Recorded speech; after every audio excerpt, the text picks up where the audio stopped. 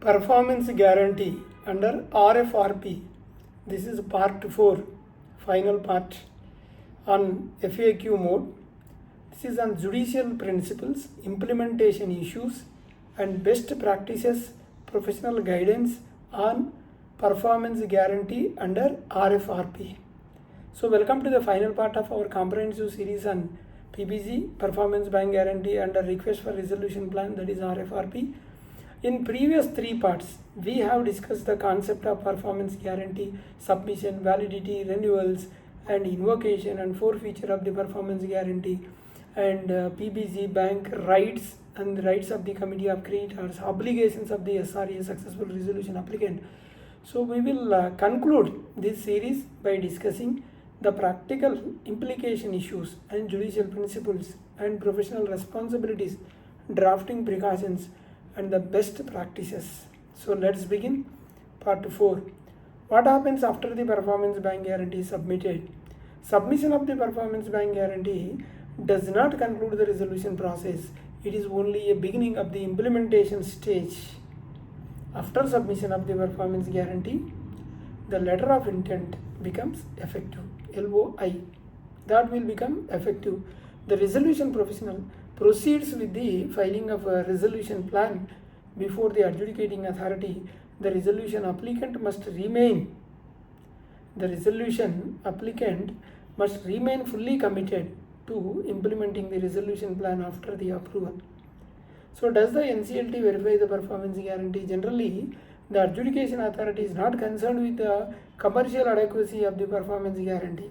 It is primary role to examine whether the resolution plan complies with section 30 subsection 2 of the Insolvency and Bankruptcy Code. So the commercial terms relating to the performance bank guarantee is largely matters falling within the commercial wisdom of the COC, not adjudicating authority. What is the role of the monitoring committee after approval of the resolution plan? So in many resolution plans, a monitoring committee is considered after approval. This function includes monitoring implementation milestones, taking payments to creditors, and ensuring compliance within the timelines, and identifying implementation defaults, reporting material breaches. So the monitoring committee plays a crucial role in determining whether the obligation under the resolution plan are being fulfilled.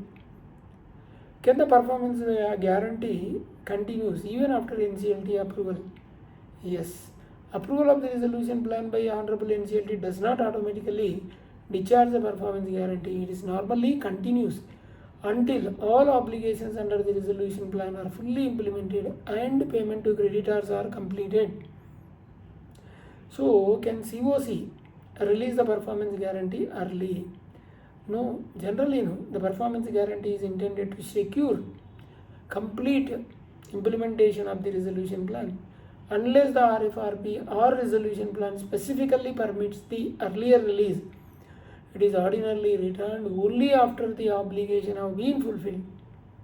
So what are the most common implementation failures? Some practical implementation failures include delay in making payments, failure to infuse equity, inability to arrange the finance, and breach of implementation timelines. So non-compliance with condition precedent, failure to obtain statutory approvals, and common failures includes disputes among the consortium members, operational delays after takeover. So each of these may significant legal and commercial consequences. Can the commercial hardship be a defense against the invocation? No. Financial difficulty, adverse market conditions, or business loss do not automatically excuse non-performance. So resolution applicant is expected to assess commercial risks before submitting a resolution plan. Why is the financial due diligence is important before bidding? Because many bidders focus only on acquiring the corporate debtor. Equal attention must be paid to funding arrangements, implementation cost, litigation risk or contingent liabilities, environmental obligations, employee liabilities, tax implications. So proper due diligence reduces the possibility of default after approval. So what should the resolution professionals verify before recommending the approval. The resolution professional should verify compliance with IBC, compliance with CIRP regulations, submission of the performance guarantee, and eligibility under 29A, and the mandatory content of the resolution plan, implementation schedule, source of funds, statutory declarations. A legally compliant resolution plan reduce the future disputes. What precautions should the Committee of Creditors take while drafting the performance bank guarantee clauses? COC should ensure that RFRP clearly specifies amount of the guarantee, mode of submission, timeline, validity period, renewal requirements, invocation events, and refund conditions, consequences of default. So clear drafting minimizes litigation. What mistakes do resolution applicants commonly make? See, the common mistakes include underestimating implementation costs depending on uncertain funding, and failing to renew the guarantee, ignoring implementation timelines, making unrealistic business projections, submitting incomplete documentation, and overlooking conditions in the letter of intent. These mistakes often result in avoidable disputes. We can taken care of this once you go through. So these unnecessarily created disputes, the mistakes which we have discussed often result in avoidable disputes. So what lessons should bankers learn from these experiences?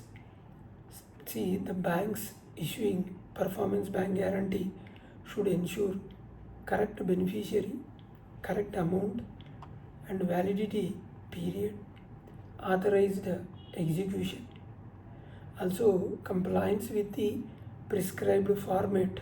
So errors in drafting expose the bank to unnecessary legal challenges. So why should the professionals understand the performance guarantee? The reason is frequently advise the resolution applicants, lenders, investors, board of directors, monitoring committee. So professionals only will guide. So that is the reason a sound understanding of a performance guarantee enables them to provide practical and legal compliance advice throughout the implementation phase. Why is the documentation so important is every stage should be properly documented. Letter of intent stage, acceptance of letter and bank guarantee, and implementation milestones, payment confirmations, renewal request, and all approvals. So proper documentation protects all stakeholders. Can a resolution applicant negotiate modification after approval? See, material commercial terms approved by the COC and adjudicating authority cannot alter unilaterally.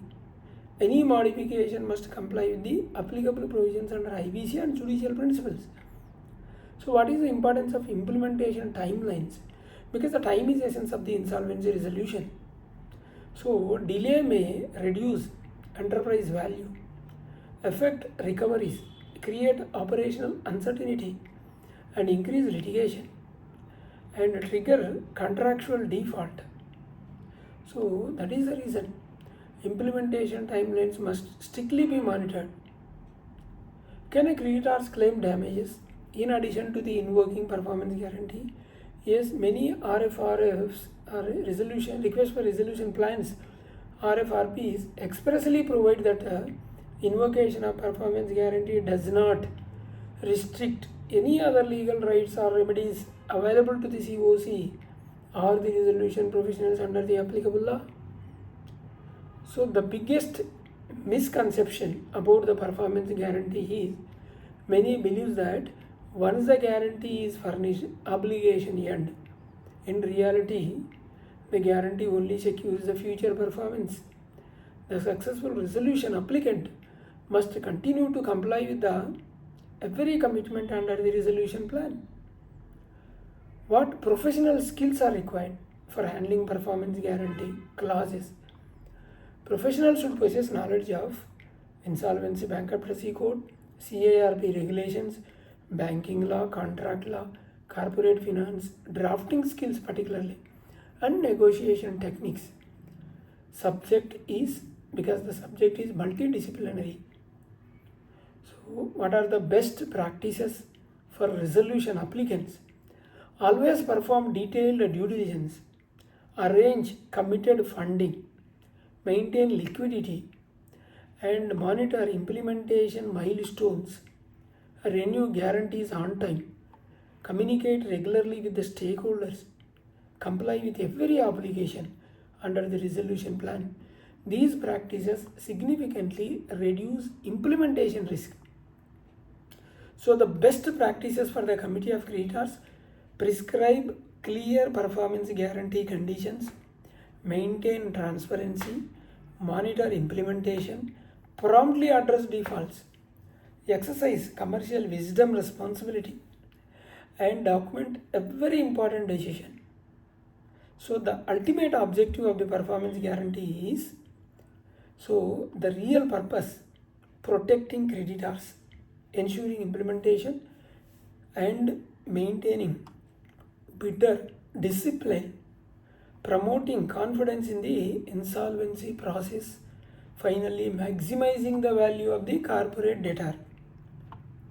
So the single biggest takeaway is, never submit a resolution plan unless funding is fully secured, implementation capabilities exist, commercial risk have been evaluated, all obligations can realistically be fulfilled. Winning the bid is only a first step. Successful implementation is the real achievement. So this is what the biggest takeaway.